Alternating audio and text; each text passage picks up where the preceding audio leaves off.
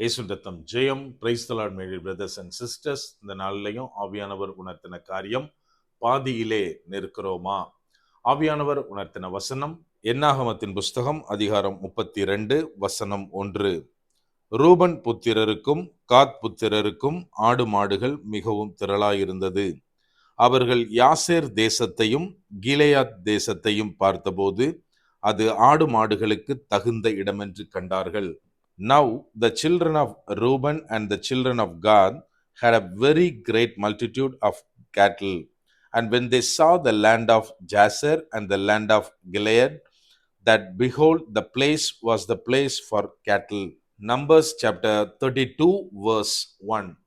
எனக்கன்மானவர்களே, இங்க என்ன வாசிக்கிறோம் அப்படின்னா, ரூபன் புத்திரரும் காத் புத்திரரும் என்ன பண்றாங்க அப்படின்னா, அவங்க அந்த தேசங்களை பார்க்கும்போது அவங்களுக்கு ஆடு மாடு நிறைய இருந்ததுனால இது நமக்கு நல்ல தேசம் அப்படின்னு அவங்க பார்த்தார்கள் அப்படின்னு இந்த இடத்துல நம்ம வாசிக்கிறோம். நாம் இன்றைக்கு நம்முடைய அழைப்பு ஒரு பக்கம் இருந்தாலும் நாம் பாதியில் நிற்கிறோமா? நம்ம கொஞ்சம் யோசித்து பார்க்கணும். கொஞ்சம் வருஷங்களுக்கு முன்பதாக நான் சென்னையில ஒரு இடத்துல ஒரு பர்சனை சந்திச்சு பேசிட்டு இருந்தேன். அப்போ அவர் சொல்றாரு, அவர் ஒரு சென்னைக்கு கிட்டத்தட்ட ஒரு 30-35 வருஷம் ஆயிருச்சு. அவரு காலேஜ் முடிச்சுட்டு அந்த பீரியட்ல சென்னைக்கு வந்ததை பத்தி அவர் பேசிட்டு இருந்தாரு. அவர் சொன்ன காரியம், அவங்க அப்பா அம்மா ஒரு வில்லேஜ்ல ரொம்ப கஷ்டப்பட்டு சின்ன வயசுல இருந்து நீ கலெக்டர் ஆகணும் அப்படின்னு மாதிரி மோட்டிவேட் பண்ணி அவரை படிக்க வச்சிருக்காங்க. யாரை பார்த்தாலும் சரி, இவர் என்ன ஆகணும்னு கேட்டா இம்மிடியேட்டா சொல்லுவாரா, நான் ஒரு கலெக்டர் ஆகணும் அப்படின்னு. காலேஜ் முடிச்சாச்சு, முடிச்சு சென்னைக்கு வராரு. எதுக்காக அப்படின்னா, இங்க ரூம்ல இருந்து கவர்மெண்ட் எக்ஸாம்ஸ்க்கு, அதாவது ஐஏஎஸ் ஆகணும் அந்த வெறியோட கனவோட சென்னைக்கு வந்திருக்காரு. இங்க ரூம்ல இருக்கிறாரு. ஒரு பக்கம் ஸ்டடிஸ் போயிட்டு இருக்கு, ப்ரிப்பரேஷன்ஸ் எல்லாம் போயிட்டு இருக்கு. ஆனால் இவரை இவருடைய வறுமை துரத்துனது அப்படின்னு சொல்றாரு. சோ தன்னோட ப்ரிப்பரேஷனுக்காக ஒரு சைட்ல ஏதாவது ஒரு ஏர்னிங்ஸ் வேணும் அப்படின்னு சொல்லிட்டு அந்த ஏரியால இருந்த ஒரு தள்ளுவண்டி சாப்பாட்டு கடையில வேலைக்கு சேர்ந்திருக்காரு. ஒரு பக்கம் அந்த ஹெல்ப்போட, இன்னொரு பக்கம் ஐஏஎஸோட கனவோட தொடர்ந்து நடக்குது. கொஞ்ச நாள் ஆகுது, அந்த கடையை இவரா ஓன் பண்ணிக்கிட்டாரு. அப்படியே படிப்படியா அவர் அந்த ஏரியால ஒரு பெரிய ஹோட்டல் முதலாளியா. அவர் சொன்ன காரியம், இன்னைக்கு அவர் சிட்டியில ஹோட்டல், பெஸ்ட் ஹோட்டல்ஸ்ல அவரோட ஹோட்டலும் ஒண்ணு. அவர் ஒரு பெரிய மனுஷன் ஆயிட்டாரு. ஆனால் அந்த ஐஏஎஸ் என்ற அந்த கனவு, அந்த வார்த்தை அவரோட வாழ்க்கையில இல்லாமலே போயிட்டு. அதாவது அவர் சொன்ன காரியம், எல்லாரும் பார்க்கிறப்போ நான் இன்னைக்கு ஒரு பெரிய சக்சஸ்ஃபுல் மேன் தான், அவ்வளோ பணம் இருக்கு என்கிட்ட, விதவிதமா கார் இருக்கு, பங்களா எல்லாமே இருக்கு. ஆனால் நான் எதுக்காக இந்த ஊருக்கு வந்தனோ அந்த காரியம் என்னால ரீச் பண்ணவே முடியல அப்படின்னு. எனக்கு அன்பானவர்களே, இந்த இடத்துல நம்ம என்ன வாசிக்கிறோம் அப்படின்னா, நம்ம ஒரு காரியத்தை குறித்து நல்லா புரிஞ்சுக்கணும். இஸ்ரவேல ஜனங்கள் எகிப்துல அடிமைத்தனத்துல இருக்காங்க. 400 வருஷம் அடிமைத்தனத்துல இருக்கிறாங்க. இப்போ தேவன் மோசே மூலமாக அவங்களை ரட்சித்து அங்க இருந்து விடுதலை பண்ணி வாக்குத்தத்தம் பண்ணப்பட்ட கானான் தேசத்தை நோக்கி நடத்திட்டு வராரு. அதாவது இஸ்ரவேலர் நமக்கு தெரியும், அவங்க 12 கோத்திரங்களாக இருக்கிறார்கள். அதாவது ஒரு 12 குரூப் ஆஃப் பீப்புளா அவங்க வர்றாங்க. இப்போ வர்றப்போ அதுல 2 கோத்திரத்தார், அதாவது ரூபன் கோத்திரமும் காத் கோத்திரமும், அவங்களோட பிள்ளைங்க இங்க மோசேட்ட பேசுறத நம்ம பார்க்கிறோம். அவங்க சொல்றாங்க, நாங்க பார்க்கிற இந்த தேசங்கள் நல்ல செழிப்பா இருக்கு, நல்ல விளைநிலங்கள்லாம் இங்க இருக்கு. சோ எங்க கிட்ட நிறைய ஆடு மாடுகள் இருக்கிறது, அந்த ஆடு மாடுகள் மேய்றதுக்கு இந்த இடம் தான் எங்களுக்கு நல்லா இருக்கும் இப்படின்னு போய் சொல்றாங்க. நல்லா ஒண்ணு புரிஞ்சுக்கணும், இவங்க யோர்தானை கடந்தாச்சு அப்படின்னா அவங்க எதற்காக அழைக்கப்பட்டார்களோ, எந்த இடத்துல இருப்பதற்காக, எந்த பாலும் தேனும் ஓடுகிற பூமியில நான் கொண்டு போய் சேர்ப்பேன் வாக்குத்தத்தத்தோட கிளம்புனாங்களோ அந்த இடத்தை ரீச் பண்ணிடுவாங்க. ஆனால் அதை அடைவதற்கு முன்பதாக யோர்தானுக்கு இந்த பக்கமே அவங்க பார்வைக்கு எது நல்லதோ அதை தெரிந்து கொண்டார்கள். இன்னைக்கு நாமளும் அப்படிதான் தேவன் நம்மை அழைத்திருக்கிறார். நம்ம அவருடைய ஒரு பெரிய பர்பஸ் நம்ம தலையில இருக்கு. ஆனால் அதை நோக்கி தேவன் நம்மை நடத்தி கொண்டு போகும்போது சில இடத்துல நம்ம கம்ஃபர்ட்டா செட்டில் ஆயிருவோம்.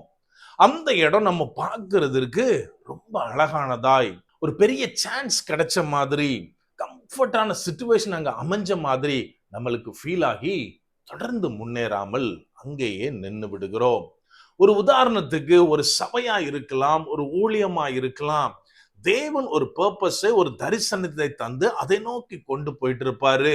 இப்போ இடையில உதாரணமா ஒரு சர்ச்சா இருந்தா ஒரு ஒரு நல்ல ஒரு சிச்சுவேஷனோட, நல்ல ஒரு எண்ணிக்கையில் உள்ள விசுவாசிகளோட ஒரு இடத்துல நிற்போம்.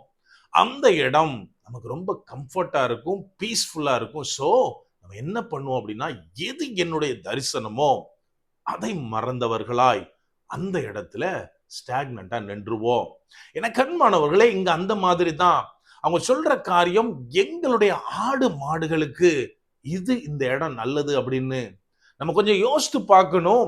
வெறும் ஆடு மாடுக்காக ஒரு இடத்தை ரெடி பண்ணணும் அப்படின்னா ஆண்டவர் எகிப்திலே ரெடி பண்ணியிருப்பாரு.